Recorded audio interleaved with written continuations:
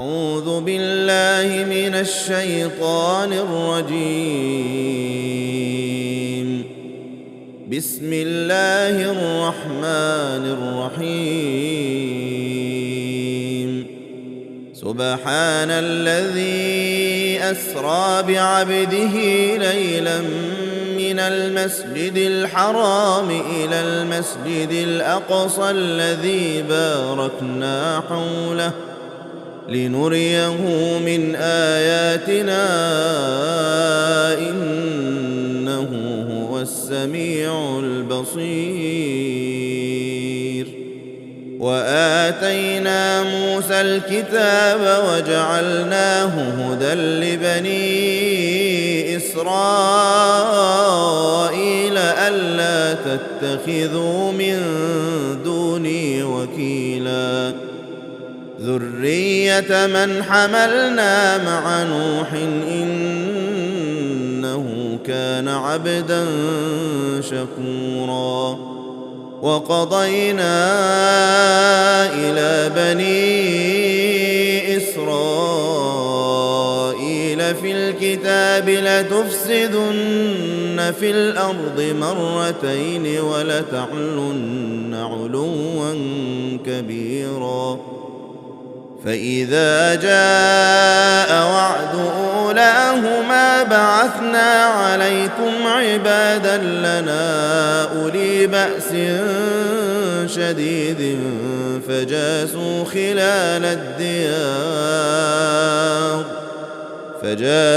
خلال الديار وكان وعدا مفعولا. ثم رددنا لكم الكرة عليهم وأمددناكم بأموال وبنين وجعلناكم أكثر نفيرا. إن أحسنتم أحسنتم لأنفسكم وإن أسأتم فلها. فإذا جاء وعد الآخرة ليسوءوا وجوهكم وليدخلوا المسجد كما دخلوه أول مرة وليتبروا ما علوا تتبيرا. عسى ربكم أن يرحمكم وإن عدتم عدنا وجعلنا جهنم للكافرين حصيرا. إن هذا القرآن يهدي للتي هي أقوم ويبشر المؤمنين الذين يعملون الصالحات أن لهم أجرا كبيرا. وأن الذين لا يؤمنون بالآخرة أعتدنا لهم عذابا أليما. ويدعو الإنسان بالشر دعاءه بالخير وكان الإنسان عجولا. وجعلنا الليل والنهار آيتين فمحونا آية الليل وجعلنا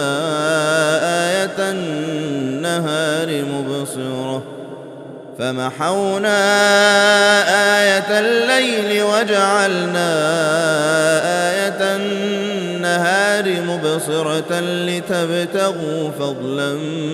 من ربكم ولتعلموا عدد السنين والحساب وكل شيء فصلناه تفصيلا. وكل إنسان ألزمناه طائره في عنقه ونخرج له يوم القيامة كتابا يلقاه منشورا. اقرأ كتابك كفى بنفسك اليوم عليك حسيبا. من اهتدى فإنما يهتدي لنفسه ومن ضل فإنما إنما يضل عليها ولا تزر وازرة وزر أخرى وما كنا معذبين حتى نبعث رسولا وإذا أردنا أن نهلك قرية أمرنا متر فيها ففسقوا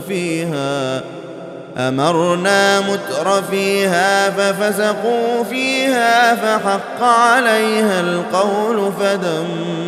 فدمرناها تدميرا وكم أهلكنا من القرون من بعد نوح وكفى بربك بذنوب عباده خبيرا بصيرا من كان يريد العاجلة عجلنا له فيها ما نشاء لمن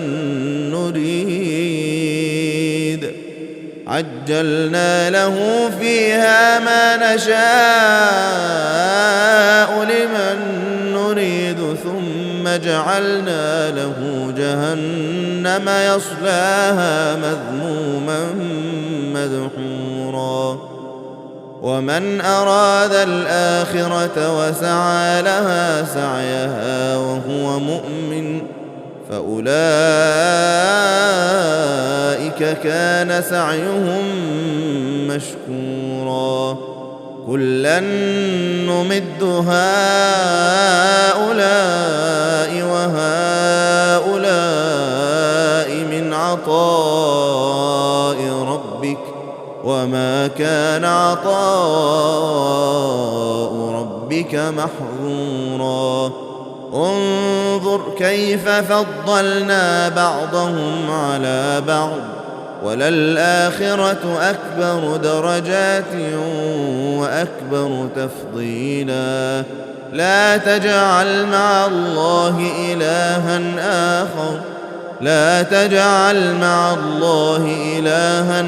آخر فتقعد مذموما مخذولا وقضى ربك ألا تعبدوا إلا إياه وبالوالدين إحسانا إما يبلغن عندك الكبر أحدهما أو كلاهما فلا تقل لهما أف ولا تنهرهما وقل لهما قولا كريما واخفض لهما جناح الذل من الرحمة وقل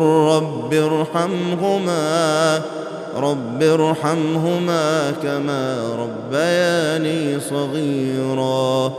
ربكم أعلم بما في نفوسكم إن تكونوا صالحين فإنه كان للأوابين غفورا وآت ذا القربى حقه والمسكين وابن السبيل ولا تبذر تبذيرا إن المبذرين كانوا إخوان الشياطين وكان الشيطان لربه كفورا وإما تعرضن عنهم ابتغاء رحمة من ربك ترجوها فقل لهم قولا ميسورا ولا تجعل يدك مغلولة إلى عنقك ولا تبسطها كل البسط فتقعد ملوما محسورا إن ربك يبسط الرزق لمن يشاء ويقدر إنه كان بعباده خبيرا بصيرا ولا تقتلوا أولادكم خشية إملاق نحن نرزقهم وإياكم إن قتلهم كان خطأ كبيرا ولا تقربوا الزنا إنه كان فاحشة وساء سبيلا ولا تقتلوا النفس التي حرم الله إلا بالحق ومن قتل مظلوما فقد جعلنا لوليه سلطانا فلا يسرف في القتل إنه كان منصورا ولا تقربوا مال اليتيم إلا بالتي هي أحسن حتى يبلغ أشده وأوفوا بالعهد إن العهد كان مسؤولا وأوفوا الكيل إذا كلتم وزنوا بالقسطاس المستقيم ذلك خير وأحسن تأويلا ولا تقف ما ليس لك به علم إن السمع والبصر والفؤاد كل أولئك كان عنه مسؤولا ولا تمش في الأرض مرحا إنك لن تخرق الأرض ولن تبلغ الجبال طولا كل ذلك كان سيئه عند ربك مكروها ذلك مما أوحى إليك ربك من الحكمة ولا تجعل مع الله إلها آخر فتلقى في جهنم ملوما مدحورا أفأصفاكم ربكم بالبنين واتخذ من الملائكة إناثا إنكم لتقولون قولا عظيما ولقد صرفنا في هذا القرآن ليذكروا وما يزيدهم إلا نفورا قل لو كان معه آلهة كما يقولون إذا لابتغوا إلى ذي العرش سبيلا سبحانه وتعالى عما يقولون علوا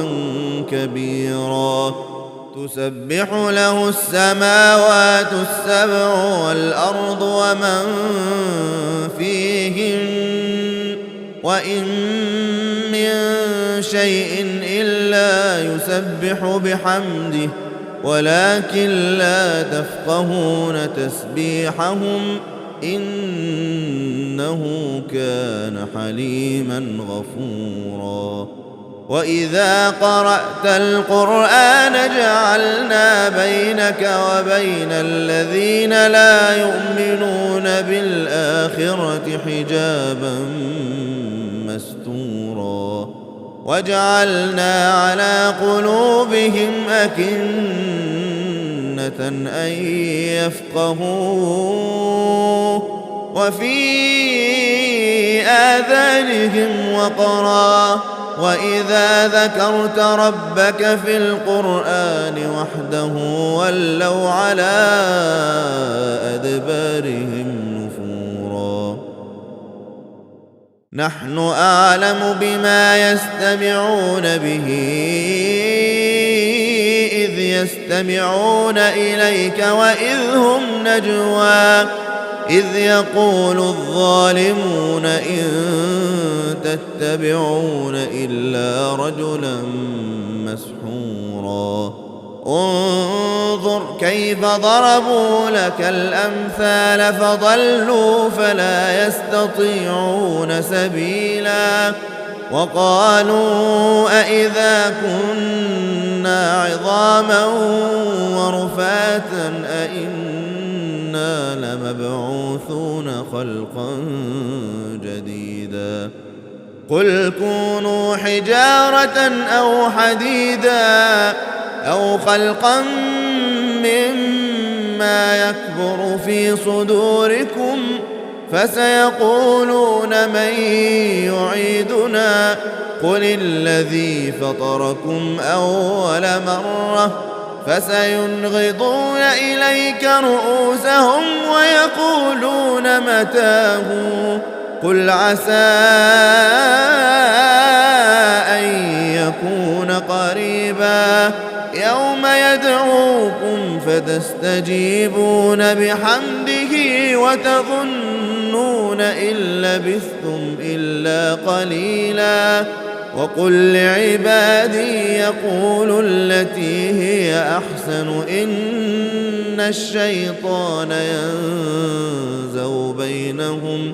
إن الشيطان كان للإنسان عدوا مبينا ربكم أعلم بكم إن يشأ يرحمكم أو إن يشأ يعذبكم وما أرسلناك عليهم وكيلا وربك أعلم بمن في السماوات والأرض ولقد فضلنا بعض النبيين على بعض وآتينا داود زبورا قل ادعوا الذين زعمتم من دونه فلا يملكون كشف الضر عنكم ولا تحويلا أولئك الذين يدعون يبتغون إلى ربهم الوسيلة أيهم أقرب ويرجون رحمته ويخافون عذابه إن عذاب ربك كان محذورا وإن من قرية إلا نحن مهلكوها قبل يوم القيامة أو معذبوها عذابا شديدا كان ذلك في الكتاب مسطورا وما منعنا أن نرسل بالآيات إلا أن كذب بها الأولون وآتينا ثمود الناقة مبصرة فظلموا بها وما نرسل بالآيات إلا تخويفا وإذ قلنا لك إن ربك أحاط بالناس وما جعلنا الرؤيا التي أريناك إلا فتنة للناس والشجرة الملعونة في القرآن ونخوفهم فما يزيدهم إلا طغيانا كبيرا وإذ قلنا للملائكة اسجدوا لآدم فسجدوا إلا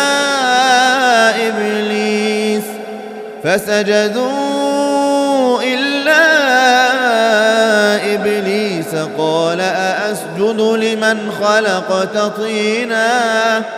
قال أرأيتك هذا الذي كرمت علي لئن أخرتني إلى يوم القيامة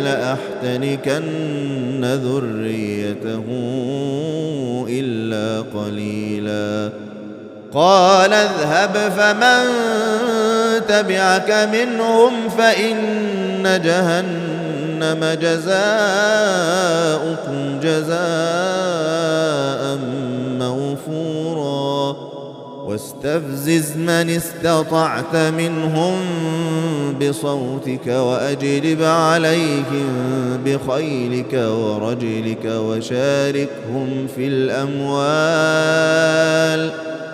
وأجلب عليهم بخيلك ورجلك وشاركهم في الأموال والأولاد وعدهم وما يعدهم الشيطان إلا غرورا إن عبادي ليس لك عليهم سلطان وكفى بربك وكيلا ربكم الذي يزجي لكم الفلك في البحر لتبتغوا من فضله إنه كان بكم رحيما وإذا مسكم الضر في البحر ضل من تدعون إلا إياه فلما نجاكم إلى البر أعرضتم وكان الإنسان كفورا أفأمنتم أن يخسف بكم جانب البر أو يرسل عليكم حاصبا ثم لا تجدوا لكم وكيلا أم أمنتم أن يعيدكم فيه تارة أخرى فيرسل عليكم قاصفا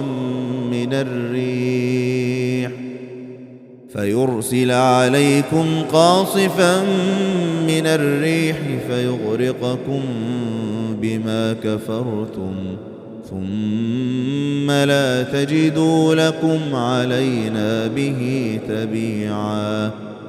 ولقد كرمنا بني آدم وحملناهم في البر والبحر ورزقناهم من الطيبات وفضلناهم على كثير ممن خلقنا تفضيلا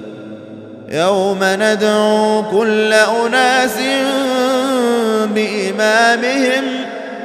فمن أوتي كتابه بيمينه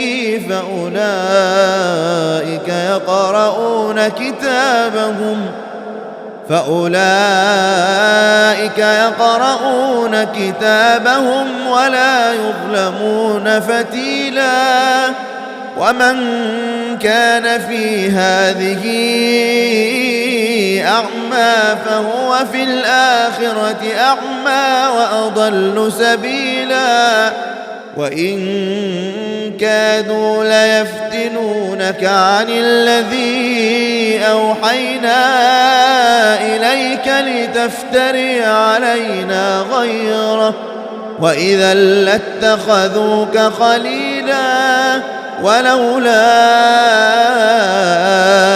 أن ثبتناك لقد كدت تركن إليهم شيئا قليلا إذا لأذقناك ضعف الحياة وضعف الممات ثم لا تجد لك علينا نصيرا وإن كادوا ليستفزونك من الأرض ليخرجوك منها وإذا لا يلبثون خلافك إلا قليلا سنة من قد أرسلنا قبلك من رسلنا ولا تجد لسنتنا تحويلا أقم الصلاة لدلوك الشمس إلى غسق الليل وقرآن الفجر إن قرآن الفجر كان مشهودا ومن الليل فتهجد به نافلة لك عسى أن يبعثك ربك مقاما محمودا وقل رب أدخلني مدخل صدق وأخرجني مخرج صدق واجعل لي من لدنك سلطانا نصيرا وقل جاء الحق وزهق الباطل إن الباطل كان زهوقا وننزل من القرآن ما هو شفاء ورحمة للمؤمنين ولا يزيد الظالمين إلا خسارا وإذا أنعمنا على الإنسان أعرض ونأى بجانبه وإذا مسه الشر كان يئوسا قل كل يعمل على شاكلته فربكم أعلم بمن هو أهدى سبيلا ويسألونك عن الروح قل الروح من أمر ربي وما أوتيتم من العلم إلا قليلا ولئن شئنا لنذهبن بالذي أوحينا إليك ثم لا تجد لك به علينا وكيلا إلا رحمة من ربك إن فضله كان عليك كبيرا قل لئن اجتمعت الإنس والجن على أن يأتوا بمثل هذا القرآن لا يأتون بمثله ولو كان بعضهم لبعض ظهيرا ولقد صرفنا للناس في هذا القرآن من كل مثل فأبى أكثر الناس إلا كفورا وقالوا لن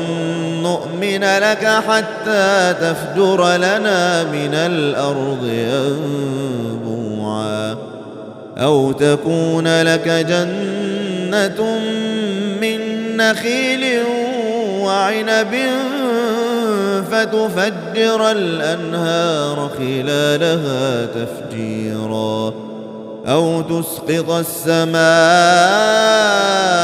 كما زعمت علينا كسفا أو تأتي بالله والملائكة قبيلا أو يكون لك بيت من زخرف أو ترقى في السماء ولن نؤمن لرقيك حتى تنزل علينا كتابا نقرأه قل سبحان ربي هل كنت إلا بشرا رسولا وما منع الناس أن يؤمنوا إذ جاءهم الهدى إلا أن قالوا أبعث الله بشرا رسولا قل لو كان في الأرض ملائكة يمشون مطمئنين لنزلنا عليهم من السماء ملكا رسولا قل كفى بالله شهيدا بيني وبينكم إنه كان بعباده خبيرا بصيرا ومن يهد الله فهو المهتد ومن يضلل فلن تجد لهم أولياء من دونه ونحشرهم يوم القيامة على وجوههم عميا وبكما وصما مأواهم جهنم كلما خبت زدناهم سعيرا ذلك جزاؤهم بأنهم كفروا بآياتنا وقالوا أإذا كنا عظاما ورفاتا أإنا لمبعوثون خلقا جديدا أولم يروا أن الله الذي خلق السماوات والأرض قادر على أن يخلق مثلهم وجعل لهم أجلا لا ريب فيه فأبى الظالمون إلا كفورا قل لو أنتم تملكون خزائن رحمة ربي إذا لأمسكتم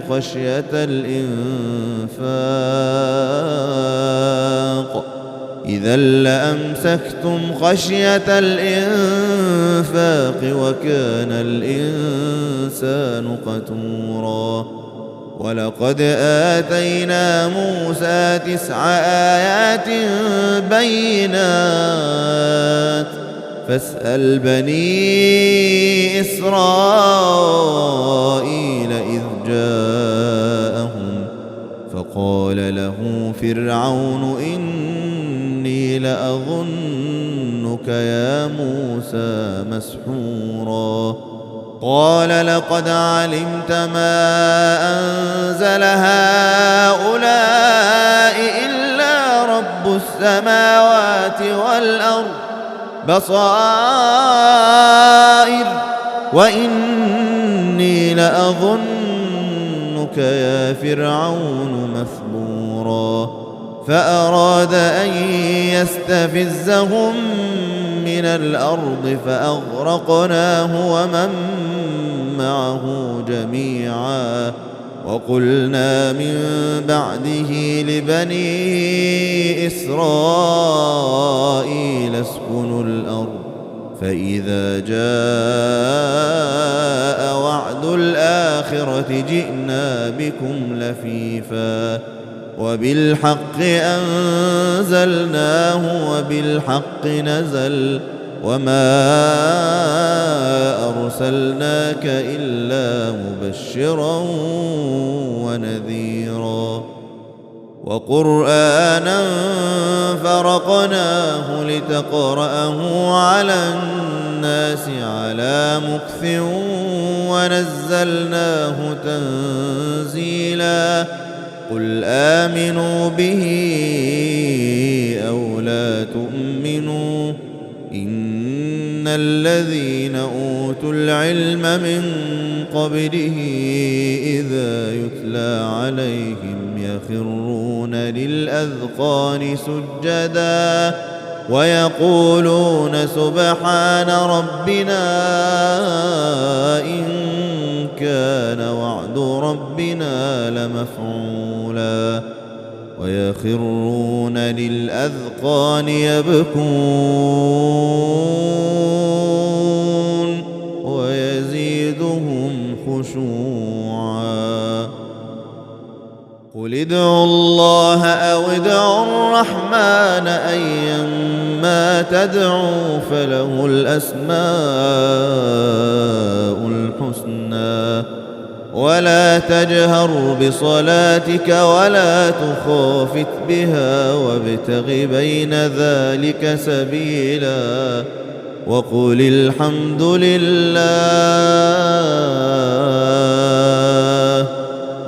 الحمد لله الذي لم يتخذ ولدا